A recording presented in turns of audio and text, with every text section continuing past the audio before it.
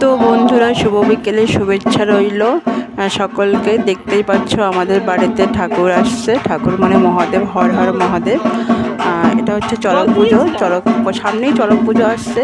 তো চড়ক পুজোর আগে এরকম যারা চড়ক পুজো করে সন্ন্যাসীরা, এরকম সন্ন্যাসী সেজে সবার বাড়ি বাড়ি ঠাকুর নিয়ে ঘুরে বেড়ায়। ও তার জন্য সব কিছু আমরা রেডি করে রাখি। জল, গঙ্গা জল, ধূপ ধুনো, আর হচ্ছে মানে যা লাগে পুজোয় সরঞ্জাম, ওরাই এসে নিজেরাই পুজো দিয়ে দেয়। তারপর যা পারে কিছু সাহায্য দেওয়া হয় পুজোর জন্য, নিয়ে যায়। তো কাদের কাদের বাড়ির এদিকে এরকম নিয়ম আছে, আমরা এটাকে দেল বলি। দেল নিয়ে আসে বাড়িতে। তো আমি ছোটোবেলা থেকে কোনোদিনও দেখিনি, কিন্তু এখানে এসে আমি দেখতে পাচ্ছি বিয়ের পর শ্বশুরবাড়ি এলাকায়। তো পুজোর যেদিন চড়ক পুজো হবে, চড়ক পুজোর দুদিন আগে আগে সব মরা মানুষের খুলি মুলি নিয়ে এসব ভূত পেত সেজে নীলা দেখাবে। এটাই নাকি এই পুজোর নিয়ম।